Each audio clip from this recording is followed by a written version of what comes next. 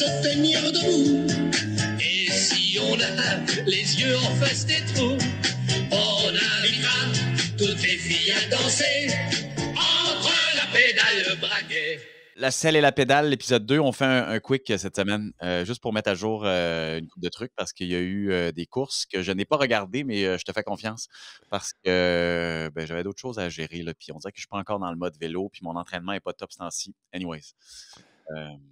Puis là, ça paraît pas, là, mais là, je suis comme la grippe. Là, je suis pas en forme. Oh non!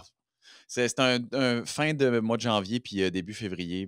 Février au complet, je dirais, à oublier. Fait que, mais c'est pas grave, en mars, on recommence. Fait que chaque chose. La saison commence, là, pour de vrai. C'est pour ça que je voulais te parler aujourd'hui. Parce que là, la semaine passée, là, moi, je me suis. J'ai essayé de me forcer le soir. Il y avait comme trop de courses en même temps. Ça avait comme pas de bon c'est sens. ça. Ça a vraiment commencé. C'est parce que, comme tu dis, comme tu as dit et que tu disais, les saisons commencent à fond, là, cette heure. Fait qu'il y a comme plus il y avait, cette semaine, il y avait la Ruta del Sol, la Volta Algarve, le UAE Tour, puis en fin de semaine, au Var et route des Alpes-Maritimes. Ça, c'est en fin de semaine qui s'en vient là. Non, la dernière semaine. Dans les 7 derniers jours, là, il y a comme un peu une petite accalmie. Puis là, en fin de semaine, c'est comme le gros rendez-vous pour les classiques. Là, c'est le opening weekend qu'on appelle dans le milieu, qui est comme un peu le lancement là, des vraies courses importantes. Parce qu'après ça, là, ça c'est le premier gros rendez-vous pour les classiques man. Après ça, c'est Paris-Nice, Tirreno,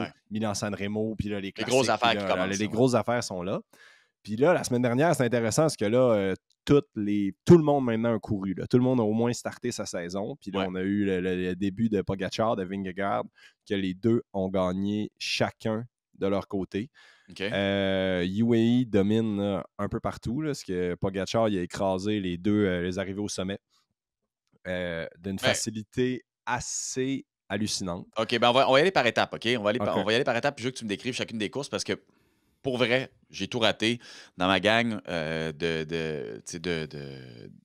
on s'écrit en message texte, là, on est un groupe texte, puis clairement, eux ont déjà commencé à suivre, puis moi, j'étais un peu largué en fin de semaine. Mais avant de commencer, 3 choses. Merci à Argon qui est encore avec nous cette semaine. Et pour les prochaines semaines, je l'espère. La gang d'Écoeil, je rappellerai. Un beau casque. Mon casque. Ça, c'est le Stradale. Là, avec ça, là, tu vas pouvoir grimper. Il y a la nouvelle... Hey, ils t'ont mis un sticker aussi. Oui, avec mon nom. Wow! Ils sont fins. Hein? Fait que ça, c'est la gang d'école qui sont encore avec nous. Ils ont été avec nous la semaine passée au CNCB. Le CNCB, le Centre national cyclisme Bromont, est encore avec nous pour les prochains épisodes. Donc, merci à cette gang-là. Allez voir l'épisode 1 de la selle et la pédale. On est allé faire de la piste. Puis, j'ai beaucoup de gens qui m'ont écrit pour me dire qu'ils avaient envie d'essayer la piste, dont un de mes chums, Louis Podvin, qu'on va inviter au podcast éventuellement, qui me dit qu'il avait envie. Je pense que c'est... Puis, tout le monde me parlait de cet épisode-là parce qu'il me demandait comment c'était, parce que toi, tu avais l'air parfaitement à l'aise. Là. Mais ils m'ont demandé, moi, comment je me sentais puis comment je me suis senti. C'était ma deuxième expérience de piste. Puis, encore une fois, quand on pogne la twist, ça va. C'est la première confiance. Quand on a enregistré notre podcast, on voyait que là, le groupe, là, c'était ouvert au public, puis il y avait 5-6 gars qui roulaient ensemble, tous des des filles, amis, puis il y avait des gars, des filles, des vieux, des jeunes. Puis tu vas là avec tes chums, puis tu t'amuses. C'est un peu plus ludique. C'est comme jouer c'est comme aller d'un circuit avec tes chums puis faire un... c'est comme faire le circuit Gilles Villeneuve. On fait 5-6 tours. C'est ça, là, on fait 5-6 tours à bloc, on prend une pause, on arrête au milieu de la piste, on rembarque, on fait, durant ta séance d'une heure ou deux, ça devient vraiment une belle façon de rouler puis d'amener un peu plus de sociable qu'à la file indienne dans les lumières puis dans les Oh oui, non, c'est pas la même affaire. À Montréal, on a la chance d'avoir le circuit Gilles Villeneuve une bonne partie de l'année. Il nous l'enlève. Il nous l'enlève un mois dans ce coin-là, dans le coin du Grand Prix, évidemment, tout le temps. Puis je sais qu'il va y avoir une couple de parce qu'il y a un Grand Prix à Montréal. Non, arrête donc. Je pense que je vais t'amener cette année. Je vais essayer de trouver des tickets puis je vais t'amener au Grand Prix. Ah, ben, je vais venir. Pour vrai, là, je vais te trouver un billet puis on va trouver un accès puis je vais aller te présenter le Grand Prix de F1. Pour vrai. J'aimerais ça. C'est intéressant. C'est très, très cool.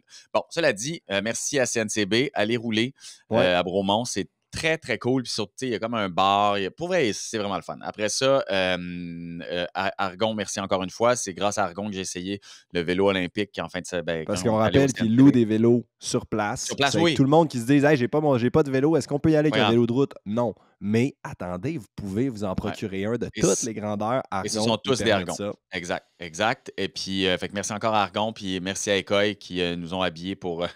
C'est toujours tough, hein? Toi, t'as encore la shape vélo, là, puis t'es encore jeune, là, mais je me mais il y a de tout, c'est le fun, Écoille, parce qu'ils ont 3 types de brands. Ils ont 3 types de catégories qui sont plus cyclistes du dimanche, monsieur, madame, tout le monde, puis cyclistes aguerris, un peu plus allure de flûte. Exact. Donc, moi, je me suis fait envoyer des sauts à allure de flûte et je suis plus dans le milieu. Ça te va très bien. Ça te va très bien. Je trouve que tu avais fière allure. On a essayé le nouveau casque qui n'était pas en vente quand on en a parlé, mais là, qui vient d'être en vente. Oui, qui est disponible. Le nouveau casque Écoille. Le nouveau feature, il ne sera pas disponible pour le moment au Canada. Il va être juste dispo en Europe. Mais là, Écoille vient de sortir finalement, après, c'est la même chose depuis toujours, mais là, ils ont sorti une nouvelle pédale soulier. Il n'y a pas besoin de cale. Le clip est intégré dans la soulier, puis la pédale est hyper slick. C'est que là, tu tombes dans un aérodynamisme, puis il n'y a plus tu es directement ton pied sur ta traction de poussée. Donc là, je ne les ai pas essayés encore, mais là, j'ai vu, il y a Philippe Gilbert, il y a Nicolas Roche, il y a beaucoup de... Qu'ils ont essayé? Il y a beaucoup de coureurs, d'anciens coureurs qui les ont essayés, là, puis ça semble, mais j'avoue que je regarde ça révolutionnaire. Oui, ça a l'air très, très cool. Ça vient avec la chaussure, en fait, si je comprends bien. Puis les pédales. En tout cas, je le vois sur le site. Allez voir sur écoille.fr, vous allez le voir. Je pense en Europe, c'est une première avancée. Il n'y a eu aucun développement, chaussures, etc. C'est tout le temps un peu du pareil au même depuis que je fais du vélo. Mais là, d'avoir ça, je trouve que c'est vraiment intéressant d'apporter ça parce que la pédale il y a des gros drags. Le soulier, c'est de quoi qui est comme pas pris en considération dans toute l'histoire d'aérodynamisme, mais le pied est quand même une grosse partie qui n'est pas cachée, qui est à l'extérieur un peu de ton corps. Donc, on parle du casque, on parle des épaules ici, mais le soulier, il y a de quoi aussi d'important à aller chercher là-dessus. Mais sérieux, c'est très, très hot. Il avance, puis il innove. C'est le fun. Je regardais la paire de pédales plus les cales, c'est 225 grammes. C'est pas lourd. C'est pas pesant. C'est la moitié moins que la plupart des trucs, en fait, ce qui est assez impressionnant. Fait que j'ai hâte de voir. Mais oui, il y en a une couple qui ont commencé à rouler avec ça dans le peloton. J'ai hâte de voir ce que ça va donner. J'ai regardé aussi la critique de Philippe Gilbert, qui a l'air... pour vrai, ça a l'air très cool parce qu'en plus, ta pédale est plus longue. Ce qui fait que... c'est que ta poussée est plus longue. Ta poussée est plus longue aussi. Fait que, en tout cas, j'ai hâte de voir. Dès que je les essaye, on va en parler. Tu étais là en fin de semaine, d'ailleurs, au Salon du vélo. Ça, je ne suis pas allé. J'ai vu que tu étais avec la gang d'Écoille. C'était cool? C'était cool, il y avait plein de monde. C'est le fun. C'est toujours c'est un autre type de clientèle. C'est cool. Le monde sont intéressés. Il y a beaucoup de monde encore qui ne connaissent pas Écoille. C'est le fun de pouvoir parler de ça. J'ai eu beaucoup de monde qui sont venus me voir qui disaient qui écoutaient notre podcast. C'est sérieux? Bien ça. Ben ouais. Ah ouais, OK. Le monde aime ça. Il n'y a pas beaucoup de podcasts vélo. Ça fait que c'est le fun qu'on soit capable de faire ça. Vélo et sport de tout type. Hein? On essaie parce que c'est niaiseux, mais je parlais avec une gang de commanditaires potentiels puis pour la course aussi. Puis comme je recommence, là, je m'en veux d'avoir calé que je faisais un Ironman, mais il est trop tard. Puis, c'est ça. Fait qu'anyway, on se fait beaucoup parler du podcast. On se fait beaucoup parler aussi de différents running shoes. J'ai longtemps couru avec... qui n'est pas commanditaire, là, mais Nike, puis là, on est en train de chercher quelqu'un d'autre parce on dirait que je suis plus capable. Je sais pas où est-ce que je me situe dans ma course, mais on verra. Cela dit, j'ai recommencé la nage une couple de semaines. Puis, fait que c'est ça. Merci. Moi, je cours avec des barefoot, imagine-toi, non? Ah. T'as dit, j'aime tellement ça. On dirait que t'es 15 ans en retard. Oui, je sais. Mais je cours aussi avec des plus grosses, là, les Norda, là, les shoes de Montréal. Là, qui sont c'est intéressant en trade. Mais les shoes plates, là, je me suis dit, quand je me suis déchiré à la cheville à mon marathon, je me suis dit qu'il fallait que j'apprenne à courir comme du monde avant d'essayer de faire des courses. Ouais, je suis d'accord. Puis il fallait que je travaille, parce que moi, je cours comme un cycliste, puis je cours dur. C'est que je me dis ça va m'apprendre à courir léger. Parce que je suis trop fort pour mon corps. Puis là, c'est de même, je me suis blessé, je pense. T'es trop fort pour ton corps? Je suis trop fort pour mon corps. Vraiment?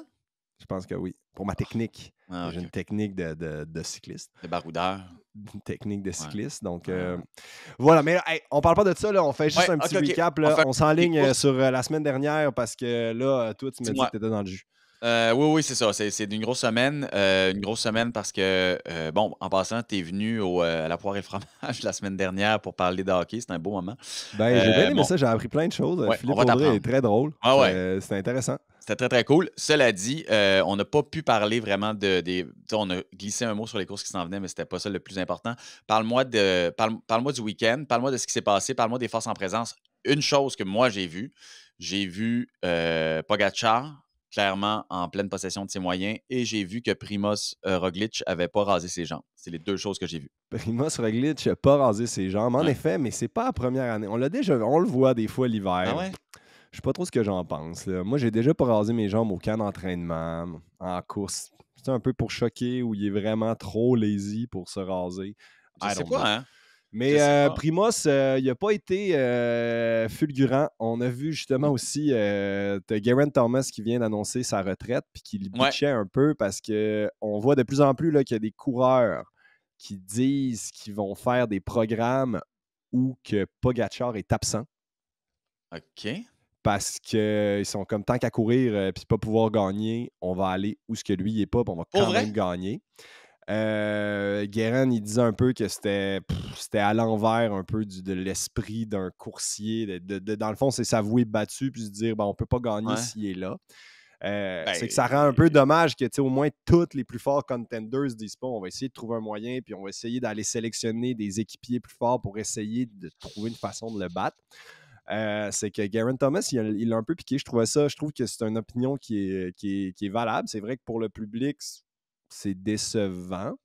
Mais c'est vrai, si je me mets dans la peau d'un coureur, là, quand tu vois là, à UAE, il y avait un contre la montre, plusieurs sprints et 2 étapes avec un arrivé au sommet, là, un ouais. col de 10 km à 8% de moyenne, grande route, tu as l'impression. C'est un peu en mode rouleau compresseur. Ouais. Première étape qui gagne, il n'a pas trop cherché à attaquer. Il a lancé le sprint à 500 mètres puis il a atomisé tout le monde.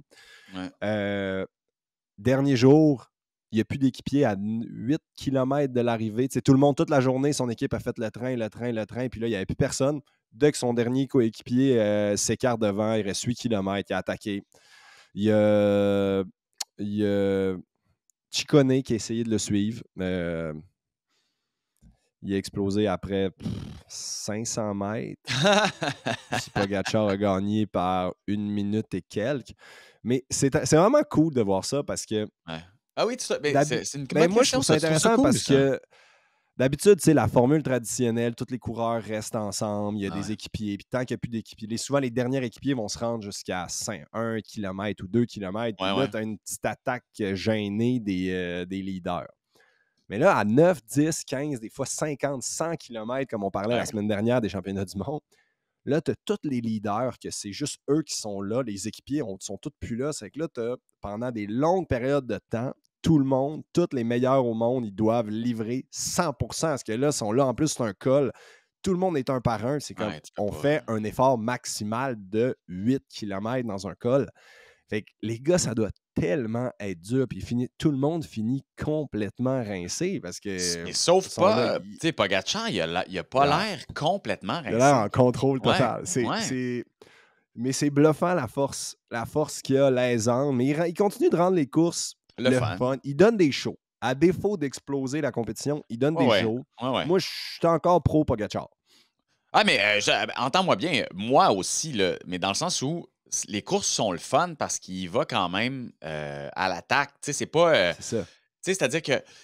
Puis tu sais, moi, ben, on n'a pas le même âge, là, mais tu as vu l'époque Armstrong quand même. Ben oui. Moi, j'étais quand même là aussi. Je regardais un peu l'époque Indurain, tu sais. Ouais. Puis, tu sais, veux pas, l'époque Armstrong, c'était juste le train du US Postal. Puis là, à un moment donné, comme Sky, exactement. Ouais. Puis là, à un moment donné, comme la course finie, puis ben, c'est ça. Alors que là, l'action à 2 km de la fin.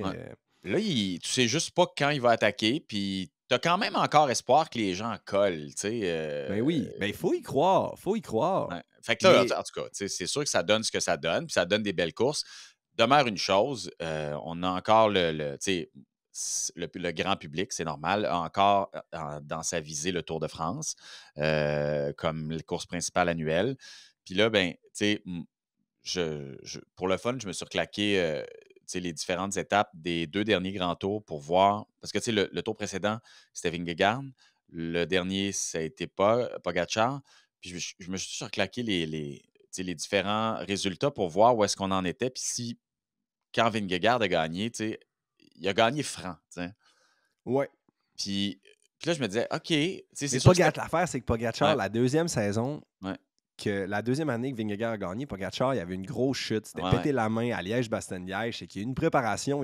Il est arrivé avec moins de préparation, puis c'était annoncé. Comme Vingegaard. Comme l'année passée. Mais là, en fait, les 2 dernières années, on n'a pas eu un vrai mano à mano, les deux à 100% sans restriction. Là, il y a Remco qui va être là aussi, qui annonce la couleur, qui a une belle équipe. Il va y avoir du match. Moi, j'y crois. De l'autre bord de l'océan, en Europe, il y avait Volta Algarve, c'est Vingegaard qui était là. Il y avait un gros match-up avec UAE. L'équipe B de UAE. L'équipe B ou C, parce qu'à Ruta del Sol, ils ont gagné avec Sivakov. Ah ouais. Ils étaient 1 et 2 avec Joe Almeida puis Christian quelque chose, un jeune Suisse qui débute, qui est dans ses débuts, que c'est lui qui a gagné la première étape. Puis on a eu eux, ils ont attaqué de loin, puis on a vu un Vingegaard puis un Roglic pas capable de suivre, puis pas capable de revenir. Mais au contre-la-montre, Roglic est éclaté. Pas Roglic, Vingegaard a explosé tout le monde. Il faut dire que c'était quand même une solide bosse dans les 5 derniers kilomètres. Mais ça reste, on parlait des courses, là, OK, les courses, il y a des leaders un peu incontestés, blablabla, mais j'essayais de suivre Algarve et Ruta del Sol, puis quand j'ouvrais le feed, je suis comme, OK, il reste 75 km. Je me fais mes replays moi-même en accéléré, là. Mais à 75 km, je suis déjà plus capable de suivre la course. En fait, il y a des groupes partout. Tu vois déjà les leaders qui s'attaquent. Là, je suis comme, OK, je vais avancer 25 km plus loin. Je suis comme, OK, là, tout s'est déconstruit encore. C'est que, OK, je reviens en arrière. Je suis comme, qu'est-ce qui est arrivé? Qui attaque? Les courses sont intéressantes, puis les pelotons sont explosés à 75 km de la ligne. Et que les courses aujourd'hui, je pense, sont extrêmement difficiles, mais sont le fun. Il y a vraiment du spectacle. Puis oui, UAE sont forts, mais tant mieux pour eux. Ils courent bien, puis ils font de la course. Ils ont des fronts, tu sais, ils ont joué, ils ont perdu à la fin au contre-la-montre comme le deuxième meilleur au monde. Mais là, ils s'enlignaient pour gagner les 3 courses par étape en même temps. Avec 3 équipes différentes. Avec 3 équipes ABC. Ça fait que c'est quand même incroyable. Puis le dernier front en France, Algarve, il y a un coureur de chez Astana là, qui a gagné, pas Algarve, mais Ovar, de chez Astana, un Italien, Scaroni, qui a explosé Buitrago. Il était un match-up au sommet contre 2 coureurs de la Bahreïn. Il les a, je ne veux pas dire humiliés, là, mais eux, ils ont essayé de l'attaquer un après l'autre, Martinez puis Buitrago, puis lui, il a suivi, puis il les a explosés au sprint. C'était beau de voir ça. Ça fait longtemps qu'on voit Astana. Là, c'est bon d'avoir un jeune Italien là, qui performe. Donc, assez intéressant. Là, tout le monde est prêt, tout le monde est en forme. En fin de semaine, les grosses classiques. La semaine prochaine, on va avoir un invité spécial pour parler de ces 2 classiques-là. Omloop et Kuurne-Bruxelles-Kuurne. C'est un peu les parcours classiques que tout le monde... c'est les 10 courses dans les pavés, c'est un peu les mêmes. Vous haïssez ça ou vous aimez ça? Ben, les Classic Man adorent ça. Là. Moi, je les ai faites... je pense que je les ai faites 8. J'ai dû faire 8 fois sur 10 ce week-end-là. C'est tellement, même si ça fait 10 fois que tu le fais, là, c'est comme le premier week-end, puis les vieux comme les jeunes, tout le monde est excité. T'es dans le bus, t'es à Rocco, puis c'est comme là, les nouveaux techs, le pavé, les nouveaux bikes. Les nouveaux bikes. Est-ce que les pavés vont bien? Le jeudi, t'es arrivé, tu fais ta reco du parcours des monts que tu connais par cœur, mais à chaque année, on refait des recos. Justement, quand je demandais à notre invité spécial de la semaine prochaine... c'était quoi ses dispos? Il fait ben là, je vais refaire une reco du vieux Quarmont puis de Gand et Velgem. J'étais comme, tu te souviens plus c'est quoi le Camel? On les fait, mais à chaque année, on refait les recos, on refait les trucs. C'est correct, il faut s'y remettre dans la tête. C'est tellement particulier. Puis souvent, l'autre fois, Philippe Audrey disait, t'es pas raqué, t'es pas détruit, mais tu sais, on les prépare tellement, puis on roule tellement dessus, puis éventuellement, c'est comme n'importe quoi là. un joueur de hockey qui se fait plaquer dans la bande, il rejoue le lendemain parce qu'il est habitué, puis il est solide, puis il est préparé pour ce genre d'affaires-là. Mais tu sais, regarde, on peut le dire quand même, qui on va avoir la semaine prochaine. Là. Oui, ça va être Jasper Stuyven, un de mes bons amis, un classic man qui a gagné les deux courses de ce week-end-là dans des années différentes. Vainqueur de Milan-San Remo, grand capitaine, il est chez Trek depuis 13 ans maintenant. Il a été aux côtés. 13 ans quand même, hein? Ouais. On a signé pro en même temps. On était ensemble avant chez Livestrong, ou l'équipe de Lance Armstrong puis d'Axel Merckx aux États-Unis. Il était champion du monde à Moscou. J'étais présent sur cette course-là en junior en 2008. Et un très bon ami avec moi. J'ai fait les classiques avec lui. Souvent, là, dans toute cette grosse période de classiques-là au printemps, entre les courses, j'allais dans sa famille pour sortir un peu de l'hôtel. Puis, un Belge, pour ceux qui... Un Belge flamand qui habite près de qui habite à Leuven. Il y a un oncle chocolatier. Puis c'est les classiques, c'est tout le temps dans le temps de... C'est tout le temps dans le temps de Pâques. C'est qu'à chaque fois qu'on allait chez eux, on avait toujours plein de chocolat. Fait que c'est pour ça que c'est le chocolatier, son nom, c'est ça. Ouais, il y a tout le temps, il apporte tout le temps des chocolats, puis il fait faire des petits chocolats aux effigies, des maillots d'équipe, puis des bidons en chocolat blanc, puis des affaires de même. Non, mais c'est bien le fun. C'est un grand passionné de vin. Il aime beaucoup les Barolo. Il habite à Monaco, donc il n'est pas trop loin des régions italiennes. Il a une belle carrière, ça veut dire ça. Hein? Il a une très belle carrière. Il était champion d'Europe en gravel il y a 2 ans. Il a gagné, il a joué, il a frôlé plusieurs victoires sur le Tour. Il a gagné sur la Vuelta. C'est un peu, tu sais, c'est un leader, mais capitaine de route. Il est capable de gagner des courses. Il est toujours présent. C'est un solide. Un solide, il est capable de grimper, c'est un gros gars, il est costaud, mais c'est une bête. Il a fini 4e des championnats du monde à Leuven, qui était chez lui. C'était incroyable. Je me souviens encore de la première rentrée. On avait un départ, je ne me souviens plus dans quelle ville, puis on faisait comme un 100 km avant de rentrer dans le circuit final, comme la plupart des championnats du monde. Puis quand on est rentré sur la première montée dans le circuit, j'étais à côté de lui, on discutait, puis j'étais entre lui et Wout van Aert. Puis là, on monte, il y a dans une côte de 500 mètres, qui a environ 2 mètres de large, il va y avoir 15 000 personnes complètement sous, qui hurlent. C'était débile. Mais là, j'ai vu les deux, puis tout le monde, Van Aert, Stuyven dans sa ville, les vedettes de l'équipe belge. Les deux, là, les frissons de la tête aux pieds. Il y avait les deux, là, j'ai vu sur le bras la chair de poule, autant Van Aert que Stuyven. Puis, tu sais, là, après, en haut, je discute avec eux, puis il rit, il est comme, hey, si ça ne te donne pas la chair de poule, il n'y a jamais rien qui va te le donner. Mais c'était beau de voir ça, puis c'est des beaux moments, tu sais, quand tu as la chance de courir de même. Là, nous, dans 2 ans, l'an prochain, ça va être nos Canadiens qui vont avoir cette chance-là de courir les championnats du monde chez eux. Donc, je leur souhaite, là, toute cette gang-là. Là, c'est mon seul regret de ne plus être là pour faire cette course-là, mais... non, ça va être... les championnats du monde, c'est toujours spécial. Puis le faire chez soi, là, ça doit être assez incroyable. Tu as encore le temps de te réentraîner si tu veux recommencer. Mais en attendant, écoute, tu sais, dans les courses du week-end, tu sais, je me rappelle parce que tu me l'as dit, puis je suis allé voir. Première étape du Tour d'Algarve, en fait. Première fois que je voyais ça, là. Au final... Toute la gang s'est trompée de route. Mais je l'ai regardé souvent. Là, vous irez regarder sur... c'est facile à trouver sur les réseaux. La première étape de Tour d'Algarve. Tout le peloton de sprinters a pris le mauvais chemin. Mais tu sais, j'essaie de regarder. C'est juste comme si, dans le fond, c'est dans un détour. Dans un rond-point. Ouais, c'est ça. Le rond-point était comme vraiment mal fait. Puis, ben pas mal fait, mais eux, ils roulaient du côté droit, le bon côté de la route, mais l'arrivée était sur le côté de la route inversion. Ouais, c'est ça. Fait qu'instinctivement, ça a été mal signalé et les coureurs ont pas eu le réflexe. Ils ont eu le réflexe de suivre le bon côté de la route, mais il fallait qu'ils prennent le côté gauche du rond-point. Mais ce qui est débile, c'est que ce côté-là était quand même ouvert. Oui, les deux étaient ouverts. Non, mais c'est un grand failure de l'organisation. Là. Surtout, c'était à 1 km de l'arrivée. Là. Les coureurs ils rentrent en full-on train à 60 à l'heure. Puis là, c'est comme il y a plein de monde dans cette allée-là. On voit, il y a un policier qui est là, qui signale à droite. Il dit passer à droite, qui a l'air un peu perdu. Hey. Non, ça n'a aucun sens, mais l'image est incroyable. Tu vois, il y a quelques coureurs qui ont pris le croche de l'autre bord, dont Filippo Ganna.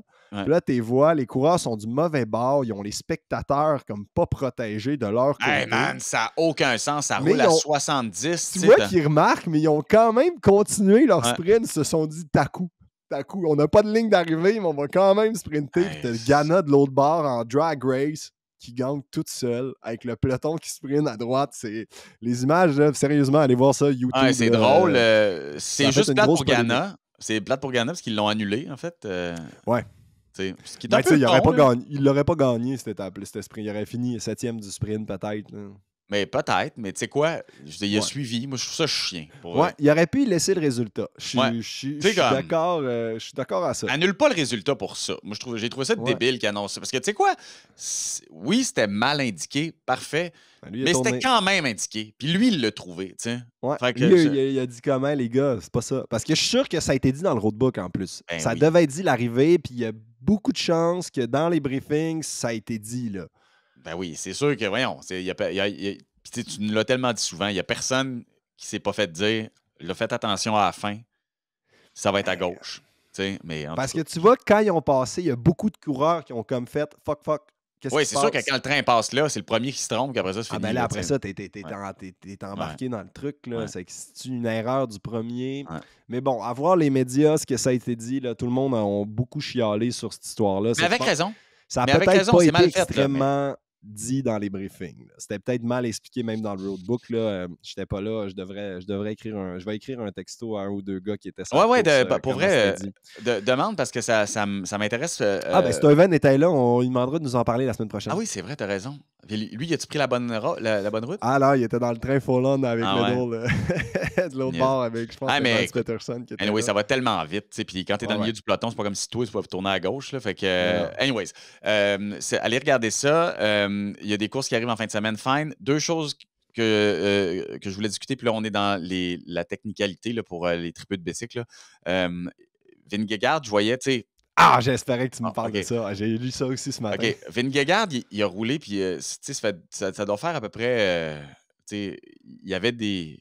C'était suspect, dans le sens où est-ce que les gens se sont posés des questions dans la dernière semaine du Tour d'Algarve, mais il a roulé des cranks de 150 mm. OK? Pour donner une idée, là, n'importe qui roule. Tu sais, tu devais rouler avec du 175. 172,5. Ouais, le classique, probablement tout le monde a ça sur ses vélos. 172,5. Il y en a qui roulent un peu plus long, mais puis plus court. Mais tu sais, normalement, tu es entre 165 et 175-ish. Fait que 165, c'est la mode Pogacar. Tu roules, tu pédales. Tu pédales. Moi, avant, là, j'avais jamais entendu ça. Là. Mais 150. Fait que Vingegaard, il roule 150, là. C'est Chris, je veux dire, sur un tour, c'est 5 cm de moins là, de circonférence. C'est gros, là! C'est immense, là! C'est plus... Mais moi, c'est comme tu calcules ça, tu me dis, voyons, ça n'a pas de sens. Je veux dire, je sais qu'il est petit. Mais pas si petit que ça, là. C'est... J'ai jamais vu ça. Fac, pourquoi rouler avec ça? Ben, la théorie de ça, c'est... Puis moi, j'avais déjà eu, dans des bike fit, on avait déjà considéré ces choses-là, surtout après que j'ai eu une opération à l'artère iliaque pour un endofibrose. Ouais. Puis, tu sais, c'est que tu viens, dans le fond, la position du vélo, tu viens fermer dans tes hanches. Ouais. Et là, tu sais, le plus tu es fermé, surtout, mettons, dans des positions de contre-la-montre ou de triathlon, le plus tu es penché pour être aéro, le plus tu viens fermer, donc le moins tu as de puissance. Puis des fois, tu arrives un peu à ton turnover point que tu es trop aéro, tu perds de la puissance versus l'aéro que tu gagnes. Ouais. Fait que là, ayant des manivelles plus petites, ben, tu peux plus te pencher parce que ta jambe, quand elle est en haut, elle vient moins haute. Elle vient 2,5 là, pour Vingegaard, elle vient 2,5 cm moins haut. Donc, tu n'accotes pas nécessairement là-dessus. Tu n'accotes pas, puis tu viens moins fermer ton angle de hanche. Après ça, il y a l'aspect de cadence. Est-ce que ta cadence, vu que tu tournes moins long, ta circonférence est moins grande, donc pour aller à la même vitesse sur le même braquet, il va falloir que tu tournes plus les jambes. Donc, tu travailles moins fort musculairement.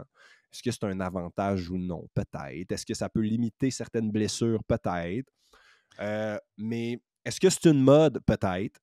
Là, à cause que les 2 meilleurs cyclistes au monde sont comme ça, là, ça c'est rendu fou. Là. Moi, j'ai un proche de moi qui est entraîneur et qui entraîne plusieurs cyclistes du dimanche, si on peut appeler ça comme ça.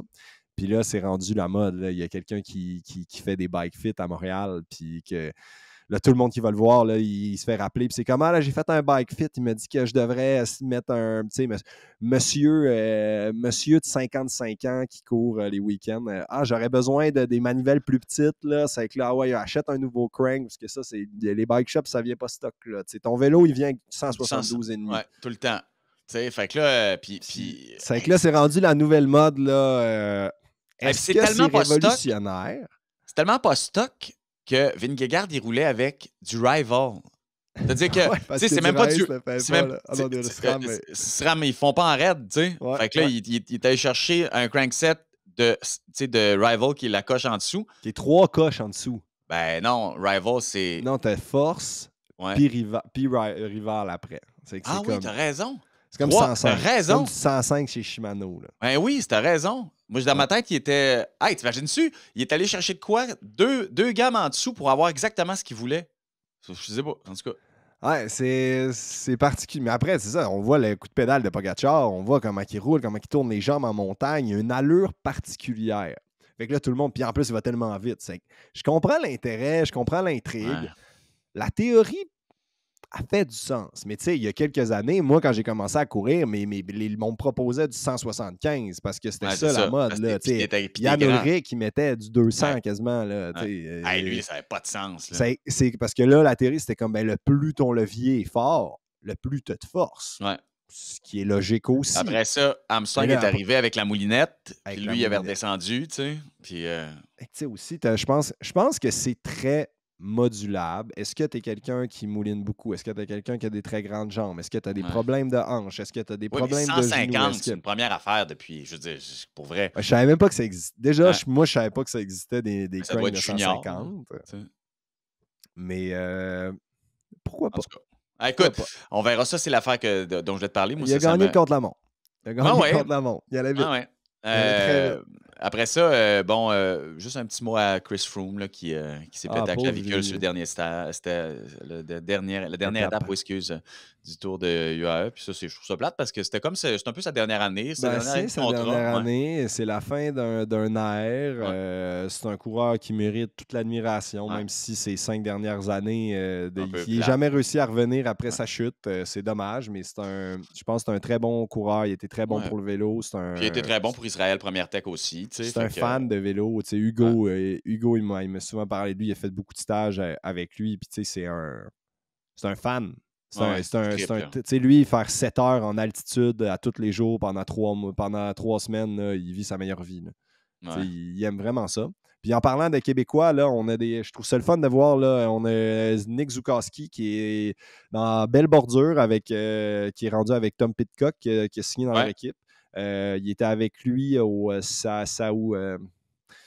Aoula Tour qui ont gagné 2 étapes. Là, il était avec lui encore à Ruta del Sol. Il performe bien, je le vois. Il est toujours là dans le final. Je suis très content. C'est un bon... Même genre de coureur un peu. Là, il fait la job un peu que moi je faisais. C'est un bon équipier, toujours présent, passe partout. Puis il fait des belles choses. Donc c'est le fun. En tant qu'équipier, c'est toujours une bonne affaire d'être dans la bonne bordure avec ton leader. C'est comme ça que tu vas sur les belles courses, c'est beau. Puis là, tu as la chance d'avoir un champion qui gagne des courses. C'est bien pour sa carrière. Donc, je suis bien content de voir ça. Je suis content aussi qu'il soit... c'est niaiseux, là, moi, je l'aime, Pidcock. Là. Puis, tu sais, en tout cas, moi, je l'aime. Puis, je trouvais ça poche qu'il se fasse comme... Il se fasse comme clairer. Il s'est un peu fait clairer par Ineos, là. C'était particulier, mais Ineos, il y a eu beaucoup de changements. J'ai vu des directeurs sportifs qui sont partis de là. Je pense il y a des changements dans le management, puis je pense que il essaie aussi de changer de tournant. Là, sont encore très forts, mais c'est plus la Ineos d'il y a 5 ans. Là, ils vont perdre Geraint Thomas, qui était comme leur dernier. Luke Rowe est parti. Luke Rowe, il n'est même pas allé directeur sportif là. Il est rendu directeur sportif chez Decathlon en G2R, qui était le capitaine de route depuis les 12 dernières années. Ouais, des fois, les équipes ils ont besoin de transition. Quand tu changes, c'est difficile de refaire une nouvelle mentalité. Quand tu restructures avec des jeunes, quand tu n'as plus tes leaders forts qui donnent la mentalité, qui donnent un peu l'esprit de l'équipe, c'est difficile de retrouver un nouveau capitaine ou un nouveau... Ça prend du monde qui ont de l'entre-gens, ça prend des leaders qui gagnent, ça prend de reconstruire tout ça, l'image d'une équipe. Des fois, c'est pas facile. Puis ça te prend le bon gars, ça te prend les 2-3 bons chevals, les 2-3 bons meneurs qui vont t'amener là. Mais tu sais, je trouve ça plate quand même. En tout cas, je trouve ça plate. C'est juste que c'est un petit peu un bad boy, le Pitcock, mais tu sais, c'est un bad boy, je pense. Je pense qu'il ne doit pas être facile à gérer en tant que management. Ça ne doit pas être évident. Mais il est cocky, là. Il est cocky puis il gagne. Tu t'attends aussi à de ça, des fois, d'un vainqueur. Ouais. Je ne l'ai jamais vraiment côtoyé. Il faudrait que j'en parle. Je vais essayer d'en parler avec Nick et comment commencer de courir avec lui. Quel genre de meneur c'est. Mais je suis content pour lui. En fin de semaine, pour vrai, je suis content pour lui. Là, il va être là en fin de semaine à Lumloop. C'est sa seule classique de pavé qu'il va faire, ce qui focus plus sur les Ardennaises. Donc, on va le voir plus sur Amstel Flèche Liège. Mais il fait Umloop. Mais là, si je ne me trompe pas, son équipe ne fera pas le tour, là. Non, ils sont prévus sur le Giro. Oui, c'est ça. Ils sont prévus sur le Giro. Fait qu'on le verra pas sur le tour anyways. Bon, écoute, recap. Un beau recap. Ouais, on a fait le tour à peu près de tout. Merci encore à Argon, merci à Écoeil, merci au CNCB à Bromont. Allez rouler sur la piste. Et sinon, on a une bonne semaine qui s'en vient. On va faire notre podcast avec ton chum. Yes. Il va falloir faire attention. J'y ai demandé, il est flamand. Il parle français, comme tout bon flamand. Québécois, c'est plus facile, c'est plus difficile. J'ai demandé s'il était à l'aise avec notre Québécois et de faire un podcast en français avec nous. Il a dit oui.